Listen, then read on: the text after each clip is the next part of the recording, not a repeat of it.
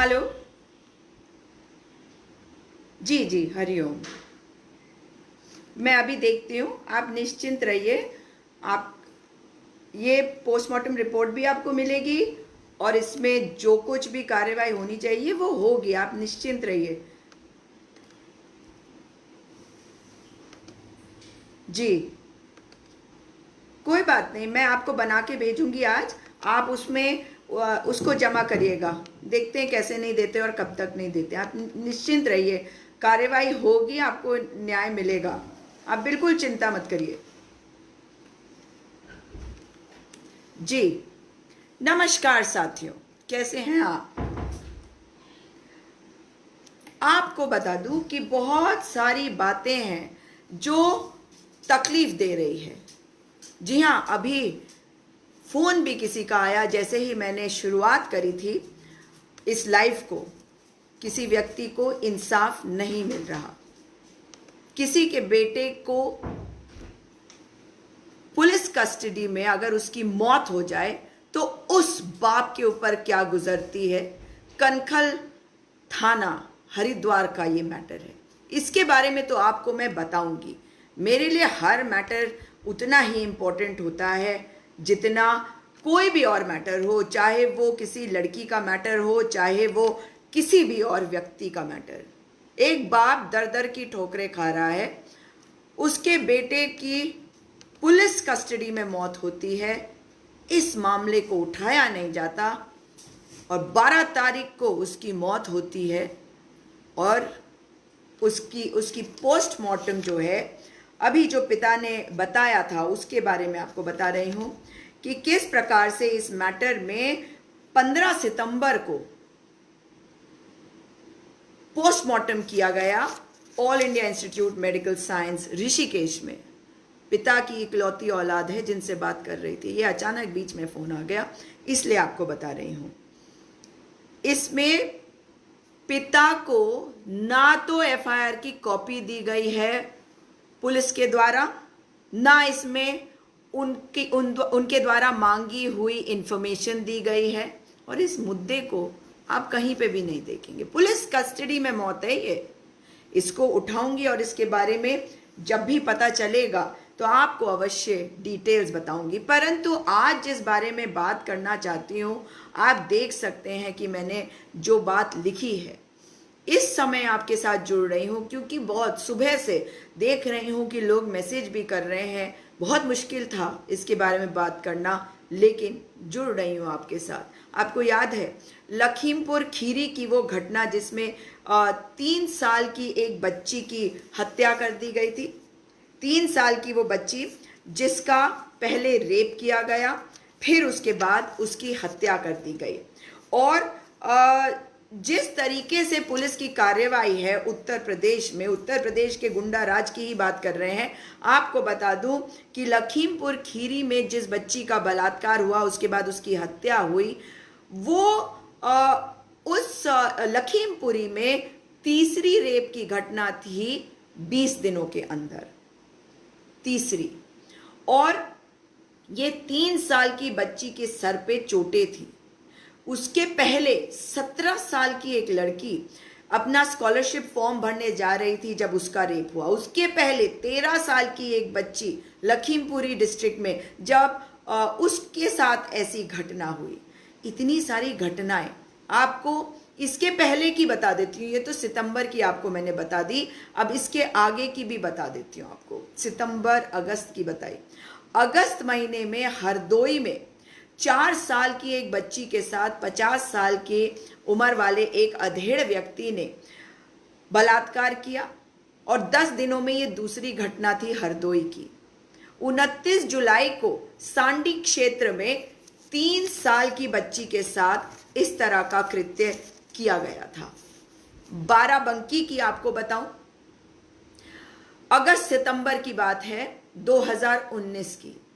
एक law student जो है 21 साल की, उसके साथ निर्ममता से बर्बरतापूर्ण गैंग रेप किया गया, और बड़ी मुश्किल से कोर्ट के आदेशों के बाद उस मैटर में एफआईआर दर्ज करी गई।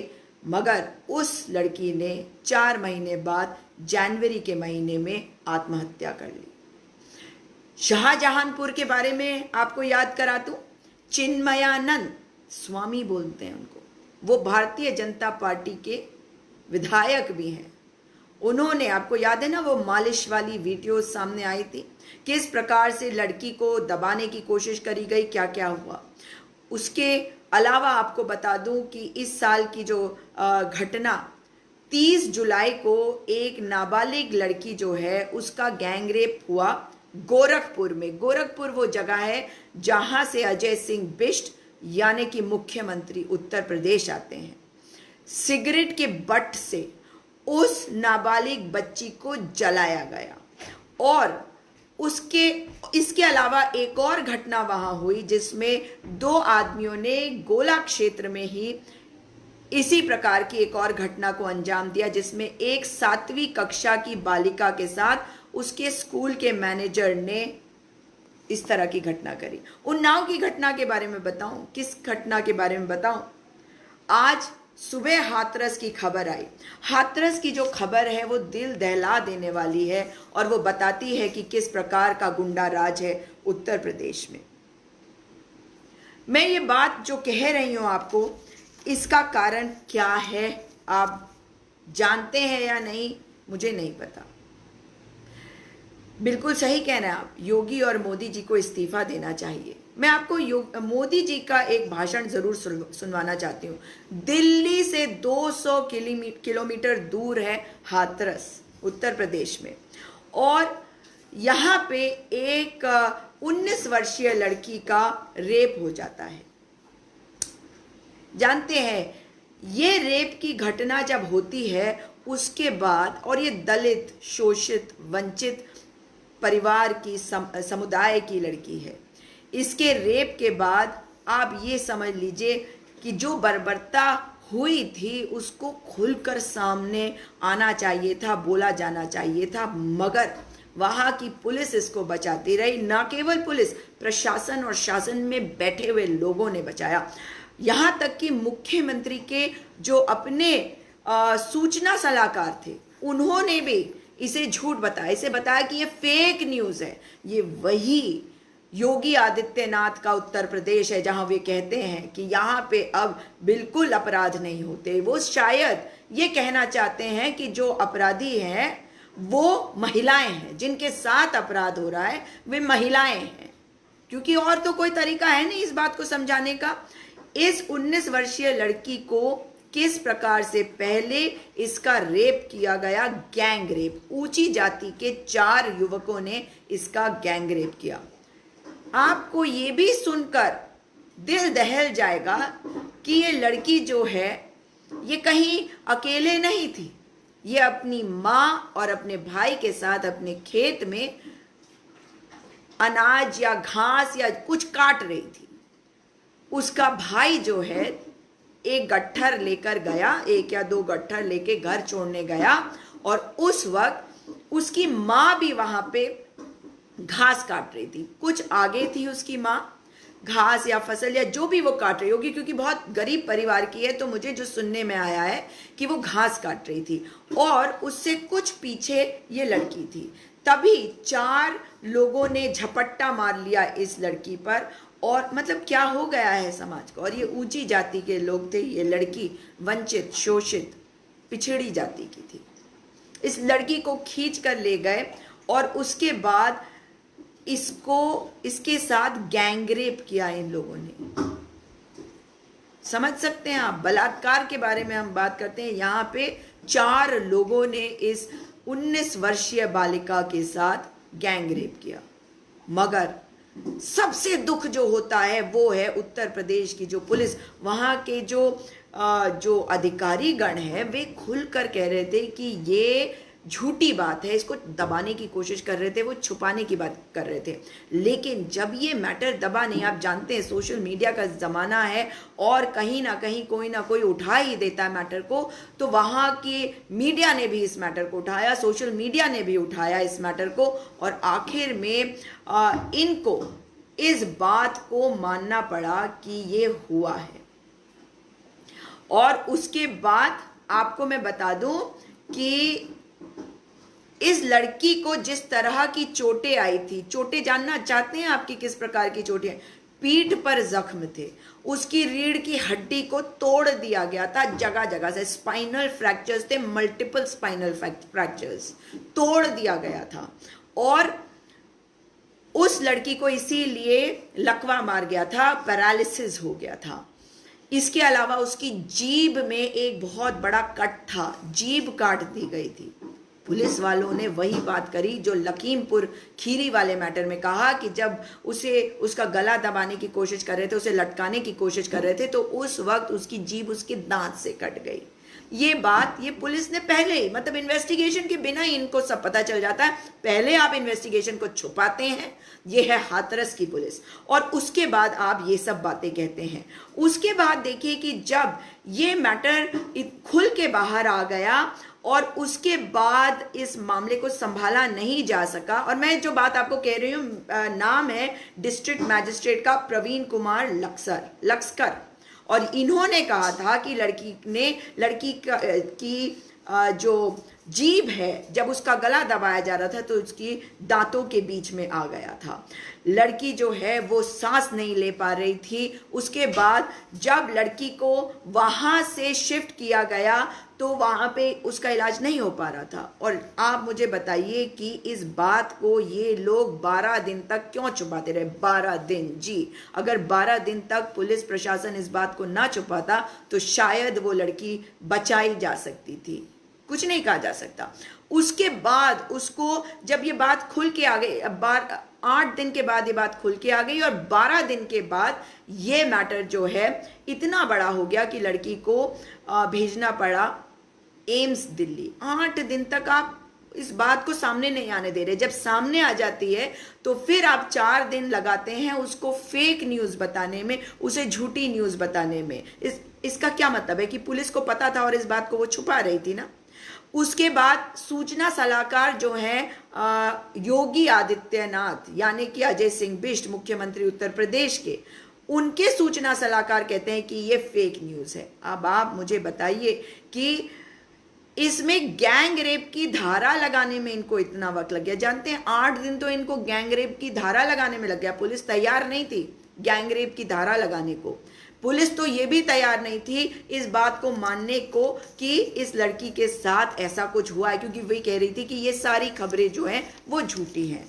आप मुझे बताइए कि जिस प्रकार से, और परिवार के ऊपर कितना दबाव, बेटी के साथ ऐसा हो गया, बेटी को एम्स लाया गया, बेचारी कोशिश करती रही, बातचीत करने की कोशिश करती रही, बताने की कोशिश करती रही कि उसके साथ क्या हुआ। उसका जज्बा देखिए, उसकी हिम्मत देखिए। वो मौत की जंग जो है वो हार गई, वो लड़ने की कोशिश करती रही, जिंदगी ने उसका साथ छोड़ दिया, मौत ने उसे अपना लिया। शायद ये धरती जो है, ये ज़मीन जो है, और ये जो हाथरस की ज़मीन है उत्तर प्रदेश की, शायद उस लड़की के लायक ही नहीं था। परंतु शायद वहाँ, वो तो किसी भी लड़की के लायक ही नहीं है वो धरती, क्योंकि जो वहाँ पे सत्ता संभाले हुए हैं उनके यहाँ बेटियाँ नहीं हैं, उनके यहाँ बहनें नहीं हैं, उन्हें पता ही नहीं रिश्तों का मतलब क्या है।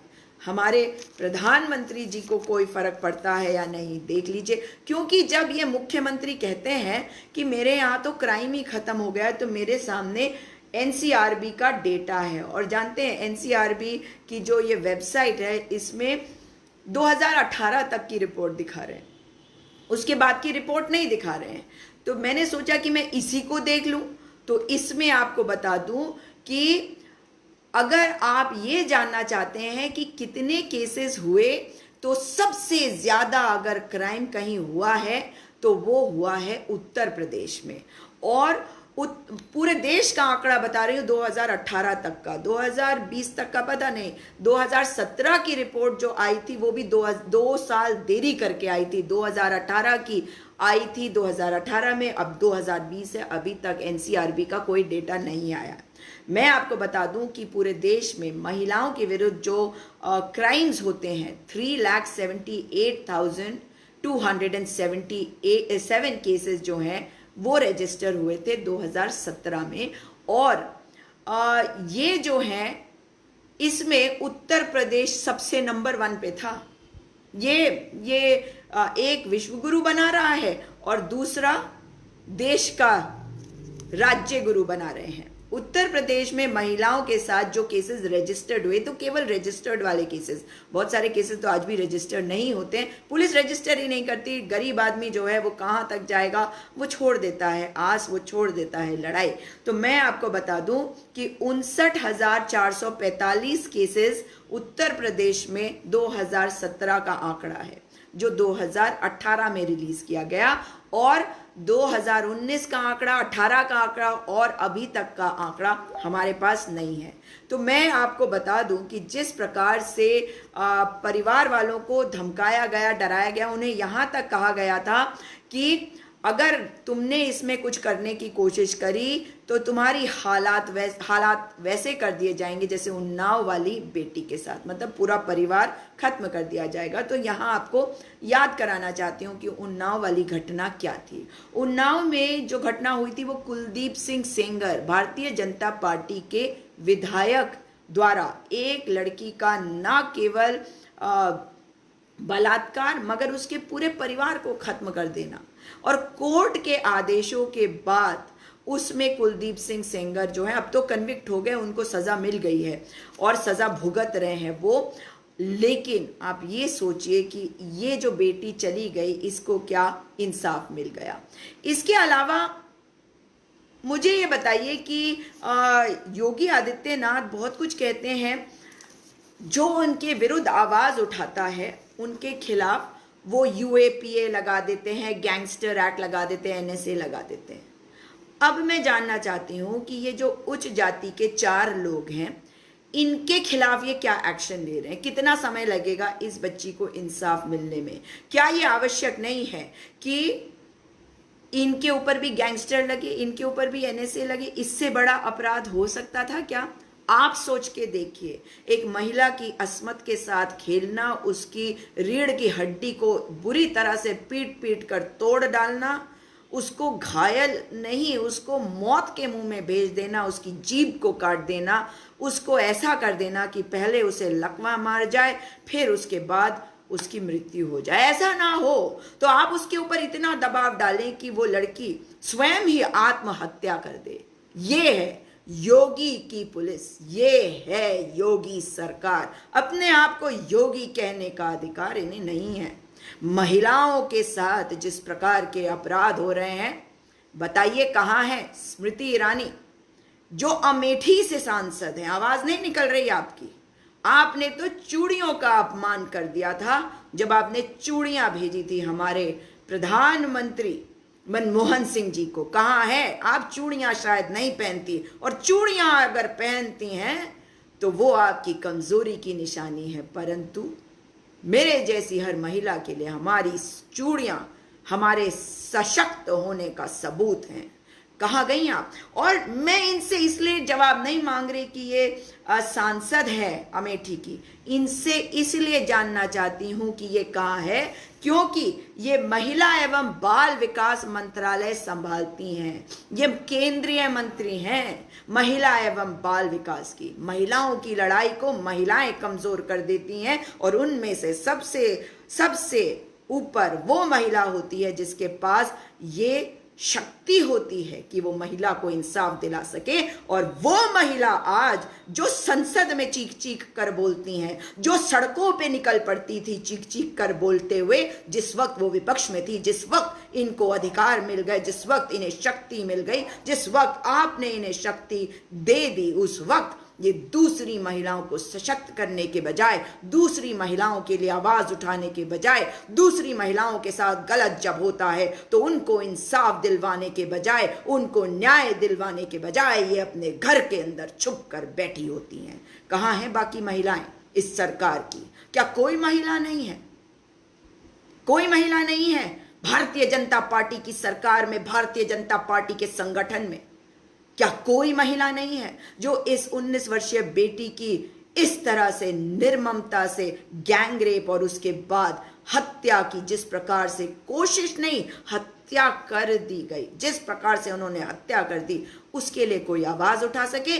भारतीय जनता पार्टी अपना चाल चरित्र चेहरा दिखा रही है। और ये जो अजय सिंह बिष्ट हैं, मुख्यमंत्री उत्तर प्रदेश, जो कहते हैं कि इनके राज्य में कोई अपराध नहीं होता, जो बुलडोजर चला देते हैं ये लोगों के घरों पर, जिसका इन्हें अधिकार नहीं होता, जो लोगों को, क्योंकि वो इनके विरुद्ध आवाज उठाते हैं, उनको देशद्रोही बता देते हैं, उनके पोस्टर लगा देते हैं, उनके लिए और स्थिति खराब कर देते हैं, ऐसे व्यक्ति को मुख्यमंत्री बनने का कोई अधिकार नहीं।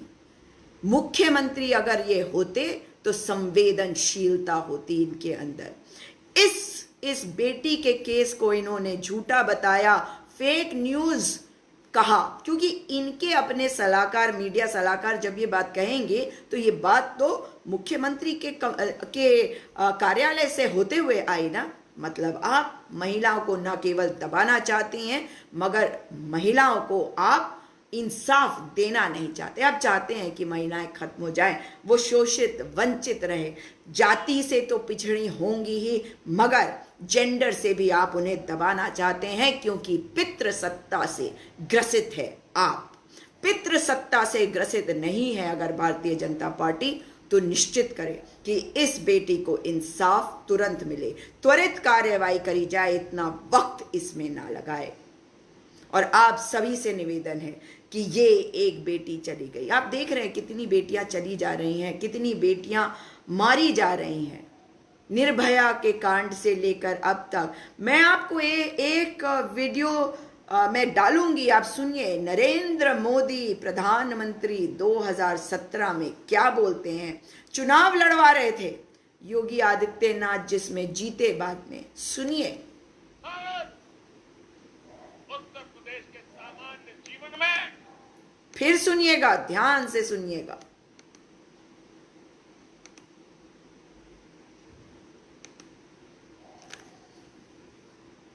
क्या कारण है कि उत्तर प्रदेश की मां बेटी सलामत नहीं है, शाम को अकेली घर के बाहर निकल नहीं पाती है?